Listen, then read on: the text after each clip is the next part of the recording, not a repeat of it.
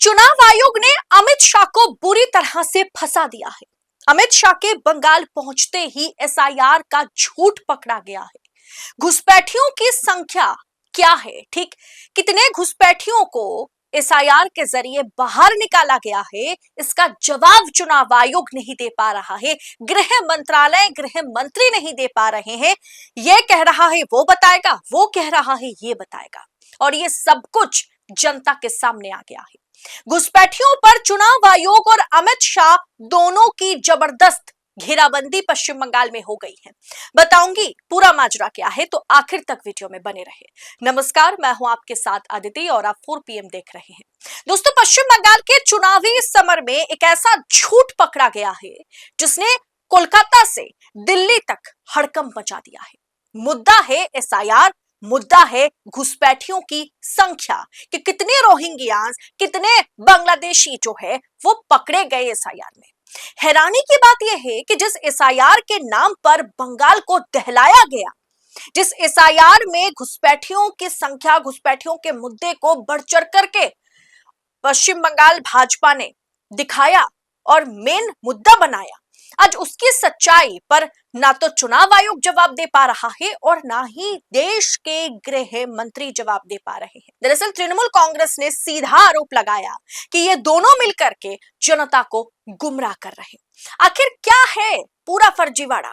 दोस्तों, जब first supplementary voter list 15 दिन लगभग पहले चुनाव आयोग ने, इलेक्शन कमीशन ने जारी किया था, तब चीफ इलेक्टोरल ऑफिसर, पश्चिम बंगाल के चीफ इलेक्टोरल ऑफिसर, आपके स्क्रीन पर आप जनाब को देख सकते हैं, चीफ इलेक्टोरल ऑफिसर के सीईओ को।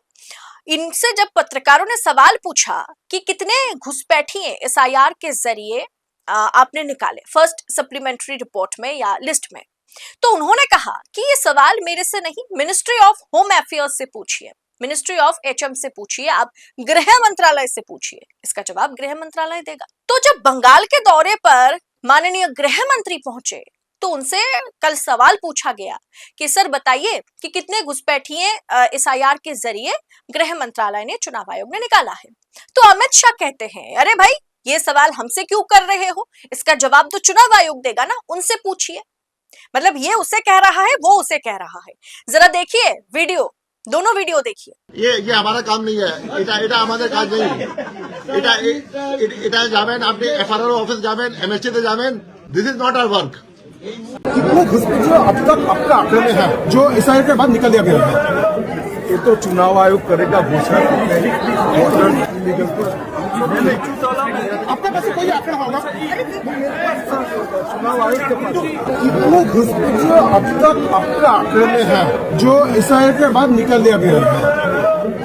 ये तो चुनाव आयोग करेगा घोषणा।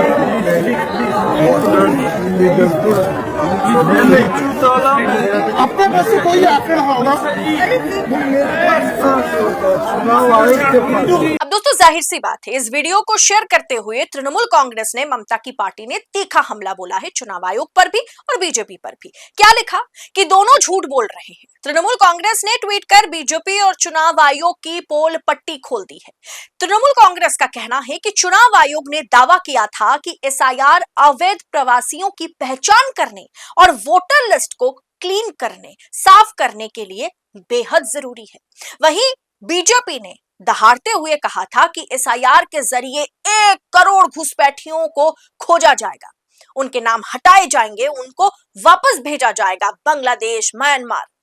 अब दोस्तों, आंकड़े जो है वो बड़े खौफनाक है। दोस्तों, आज के समय में सत्ता की आंखों में आंखें डालकर पत्रकारिता करना मुश्किल हो गया है। हमारे 4 PM नेशनल यूट्यूब चैनल और फेसबुक चैनल को, जिसे आपका प्यार और विश्वास हमेशा से मिलता रहा, उसे बंद करके सरकार ने यह साबित कर दिया कि वो आपके सवालों से कितना डरती है। मुश्किल दौर है, लेकिन हम ना रुके थे और ना ही रुकेंगे।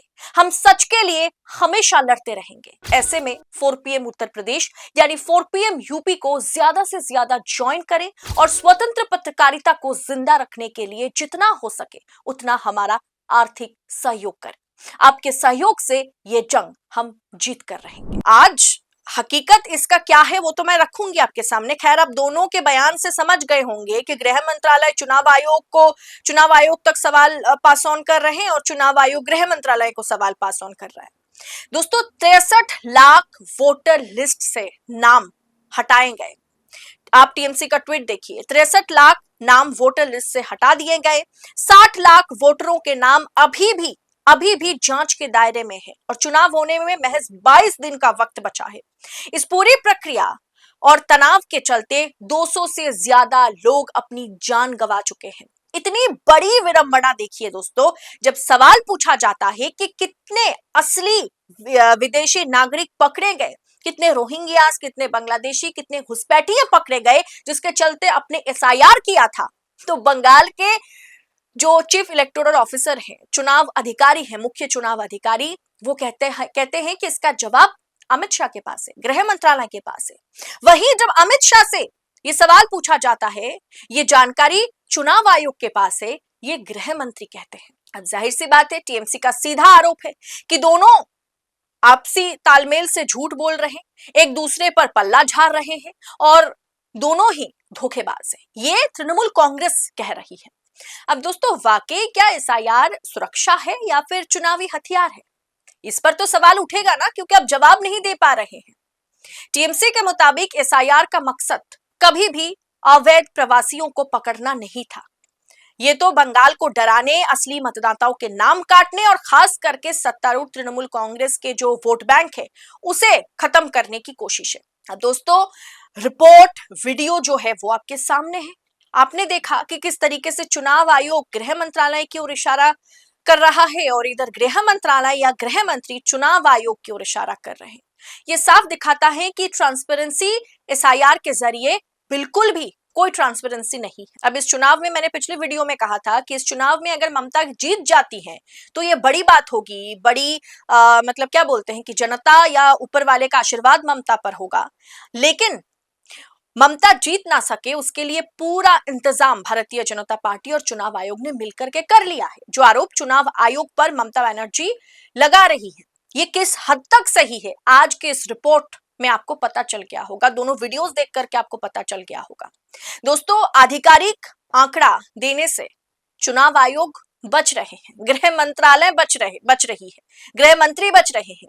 क्या वाकई घुसपैठियों के खिलाफ जंग है एसआईआर या फिर वोटरों को बेदखल करने की बड़ी साजिश है? ये आप हमें कमेंट बॉक्स में बताइए। फिलहाल इस रिपोर्ट पर आपकी राय वो भी हमें बताइएगा और ऐसी खबरों को यूं ही पड़ताल के साथ पाने के लिए 4 PM न्यूज नेटवर्क के साथ बने रहे। आजाद पत्रकारिता को भरपूर सपोर्ट करें। फिलहाल अब से फिर होगी मुलाकात। बहुत बहुत शुक्रिया आप सभी का। जय हिंद, जय भारत।